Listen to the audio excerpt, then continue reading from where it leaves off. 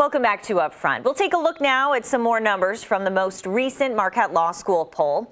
53% of the respondents disapprove of the job President Trump is doing. 45% approve. In the 2020 head-to-head matchups, the president trails former Vice President Joe Biden by 9 points. He trails Vermont Senator Bernie Sanders by 4%, but he is tied with Massachusetts Senator Elizabeth Warren at 45%. Some analysts have said the entire 2020 presidential election could come down to Wisconsin. So we are talking about that now with former Republican Governor Scott Walker, who has a new role to tell us about. Thanks for being here. Our pleasure. Great to be with you. So we'll get back to your new role in just a second, Sure. but there was really big news to talk about this last week. Of course, Congressman Jim Sensenbrenner said he's not running for re-election. So I'm curious, anyone you're thinking you'll support in the primary?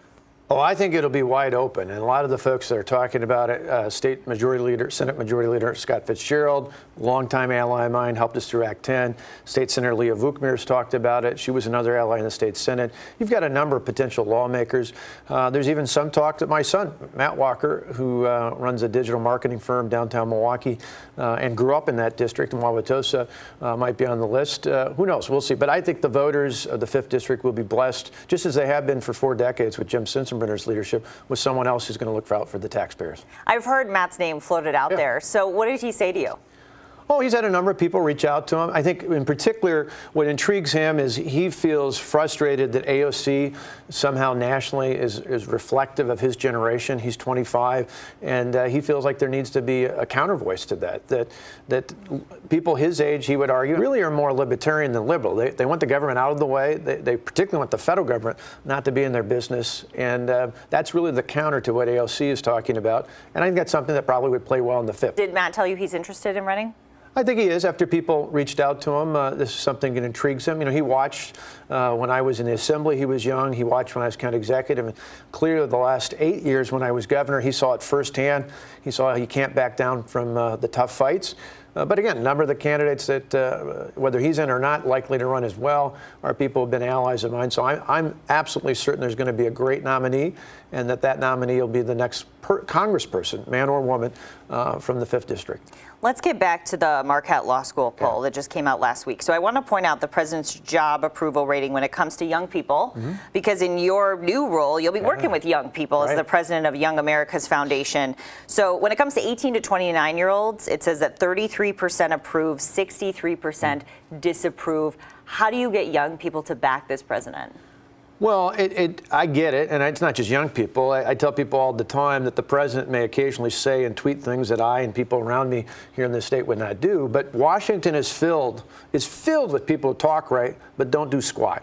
Or even worse, sometimes not only not do things, they do bad things that hurt our economy, hurt our future.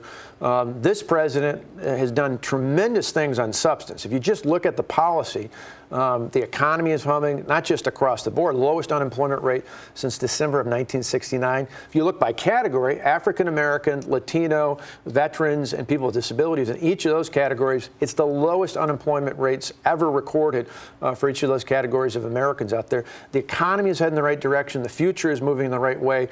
We just got to remind people to connect the dots. But how do you get young people past some of those things that you mentioned when they're saying, you know, they care about social issues and they're not seeing a connection with this president? How do you Well, I don't think it's social issues at all. I think it's actually a matter of, for years, they had Barack Obama and they had liberal college professors and they had, in many cases, nationally liberal media telling them one thing. When I talk to young people getting beyond just the president, it's a simple contrast. I said there's a difference between a taxi and an Uber. Sounds like a simple analogy, but I said taxis, highly regulated, highly restricted, usually big fees or taxes associated with them. They box people out. That's what socialism is like. They want to tell you what to do, when to do, and how to do it. I think most young people don't want the government, or anyone else for that matter, telling them what to do. They want to live their own lives. I said that's where those of us on the right who stand for free enterprise and freedom, that's where we're at. We're like Uber or Lyft. We don't care whether you know, Uber or Lyft doesn't care whether you drive once a day or 100 times a day. All they care about is the safety of the passenger and the driver getting from one place to the other.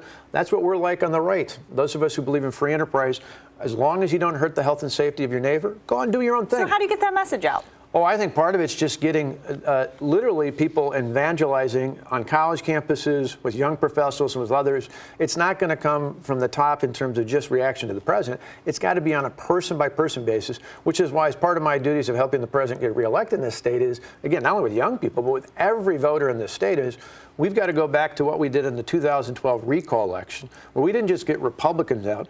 We had right-of-center voters not only voting, but going out and talking to their neighbors, talking to coworkers, talking to people they worship with, talking to people they go to school with, and making that personal connection, connecting the dots in a way that's not happening right now. Let's get to some of these head-to-head matchups with the president.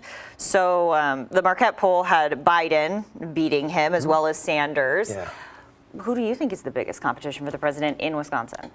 Well, I think in the end, the best thing Democrats could do is nominate their candidate a week before the election. And obviously they're not going to do that, but I say that somewhat sarcastically, but not so much. If it's just a referendum on the president with all the, unprecedented attacks at the national level in the media like we've never seen before. I mean, I was under attack here years ago, but nationally we've never seen anything like this. No wonder the polls are where they're at. And remember, 4 years ago, the polls all showed that Hillary Clinton was going to carry the state of Wisconsin and Michigan and others. They did not. I think in the end, when the people of this state, whether it's Joe Biden, Bernie Sanders, Elizabeth Warren, or whoever else it's going to be, the more they see the further and further to the left they've gone, that they're embracing policies that we see failing in real time right now in places like Venezuela, they'll see the contrast between freedom and failed socialism. I think that's where you're going to start to see things level out. The other part of it is, I think, particularly with younger voters, but with anyone, there's a craving for authenticity.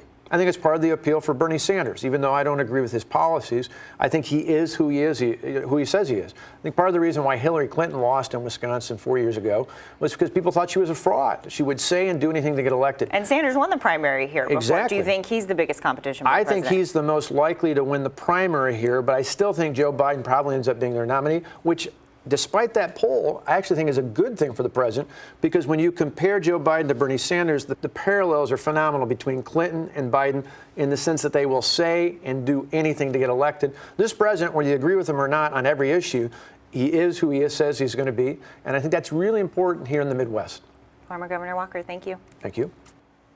My interview with Scott Walker continues now on our website, where he's talking about the advice he'd give his son if he runs for Congress. You'll find that on the upfront section of WISN.com. Next, we were just talking about it. Wisconsin's 2020 races are getting really interesting. The role of money in the 5th district race and the new candidate for Milwaukee mayor.